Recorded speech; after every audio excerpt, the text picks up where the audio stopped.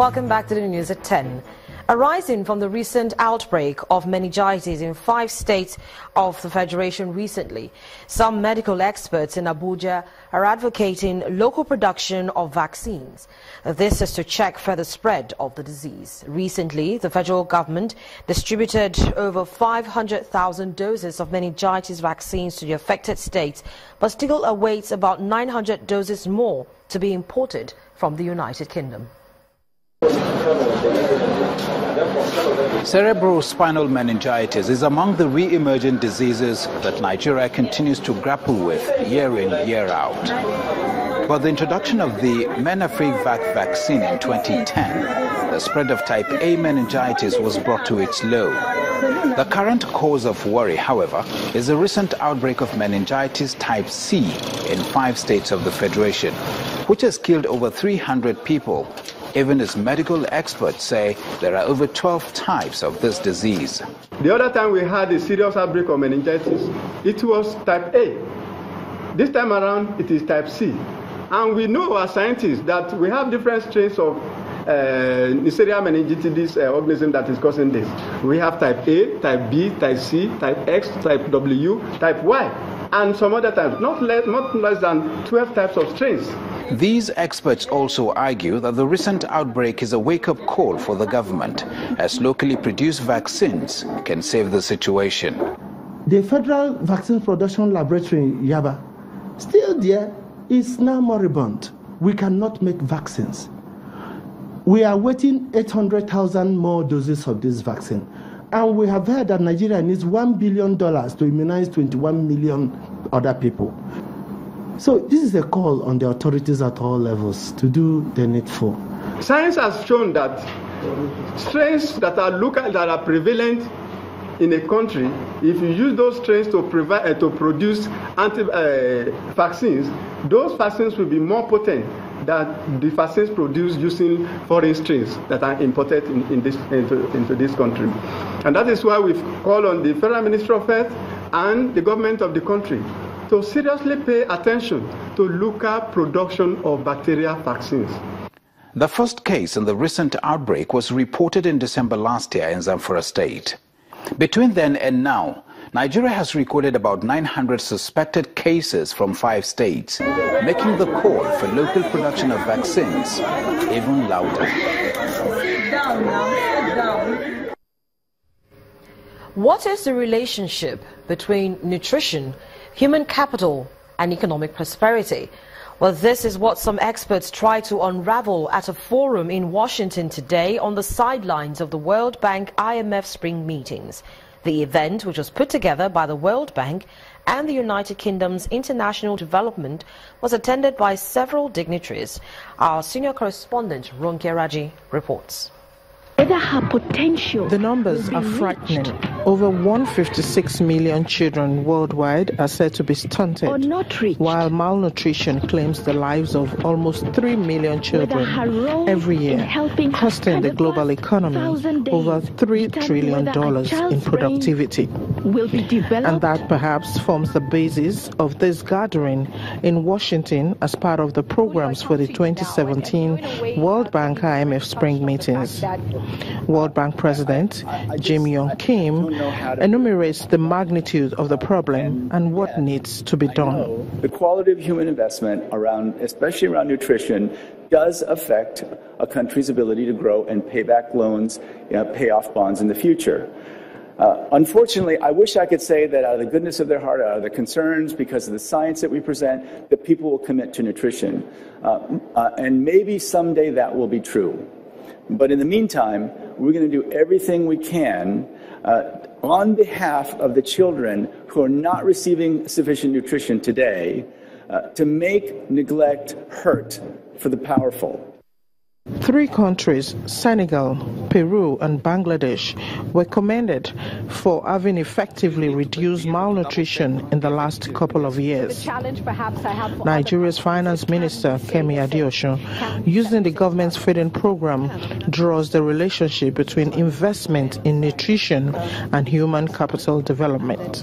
Yes, we've been investing quite heavily in infrastructure, which we need to grow the economy, but we've also been looking at the softer issues. So we've started, for example, a school feeding program. Now, That's late for the first 1,000 days, but it's a beginning. It's giving each child a nutritional, balanced and homegrown school feeding program. So it's linked to food security and it's linked to agriculture. With contributions from other panelists all calling global attention to the need to mobilize commitments and funding to eradicate malnutrition by the year 2030. South African music sensation Yvonne Chaka Chaka draws the curtain on the discussions. Ladies and gentlemen, I think we are what we eat. If children do not have food, they will not be able to concentrate at school. I'm an inspiration, bringing education on gender equalization. With a meticulous plan, let me show you who I am. I'm a woman. Thank you. Thank you so much. From Washington, D.C., Ronke Raji reporting for Channels Television News. We can. We can.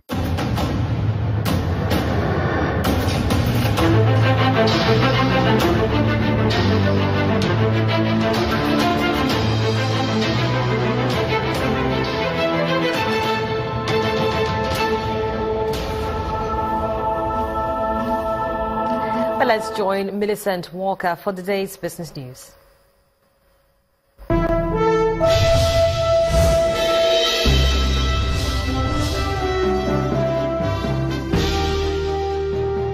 Many thanks, Harriet. Well, as part of efforts to deepen the foreign exchange market, the Central Bank of Nigeria has created a special forex exchange window for investors as well as exporters.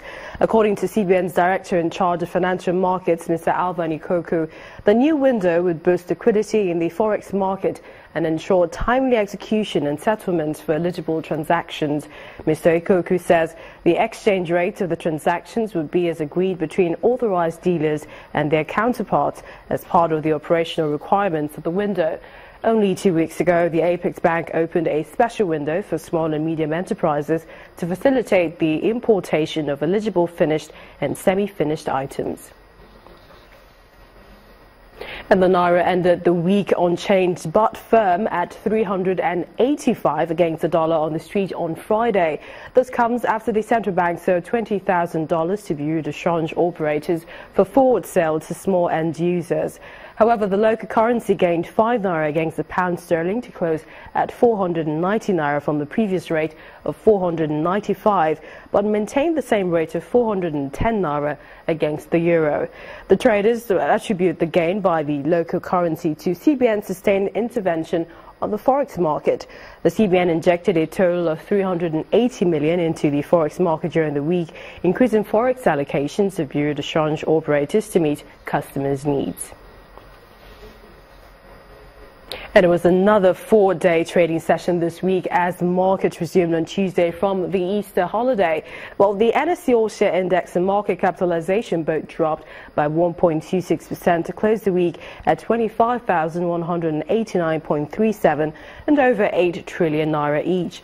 Compared with last week's transactions, a lower total turnover of 896.748 million shares were sold in over 11,000 deals for 5.91 billion naira this week.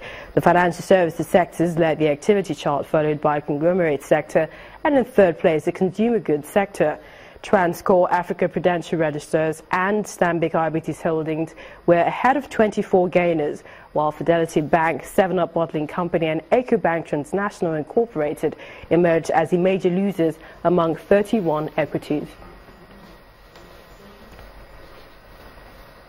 And lending rates at Nigeria's interbank climbed by about 20% on Friday after the central bank sale of dollar forwards to offset a backlog of forex obligations drain cash from the money market. While the lending rate among commercial lenders opened at 70% on Tuesday, but fell to around 29.33% on Thursday after the injection of cash from mature treasury bills repayment by the central bank boosted liquidity. And that's business news tonight. Many thanks for watching. I'm Millicent Walker. It's back to you, Harriet.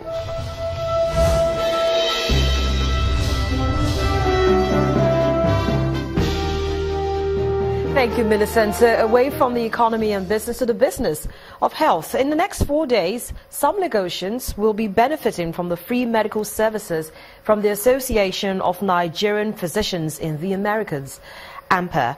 The AMPA members are visiting Lagos State with the aim of giving free medical treatment to some Nigerians who cannot afford to pay their medical bills.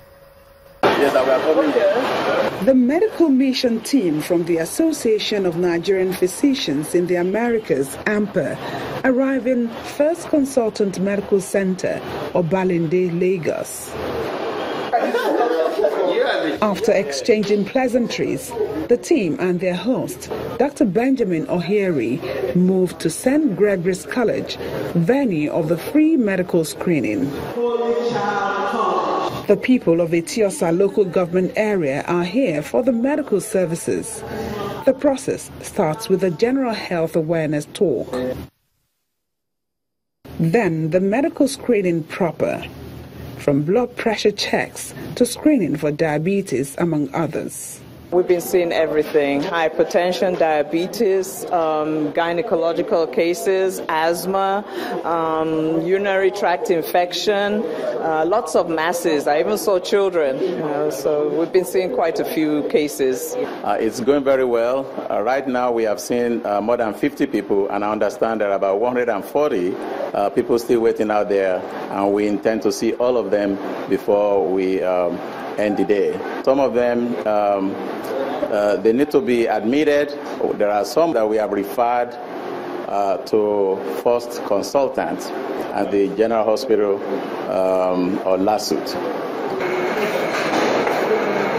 Some of the patients that have been seen by the doctors at the St. Gregory's ground that need surgery, they've been referred here at the First Consultant Medical Center, and we are in the theater area where the surgeries are going on.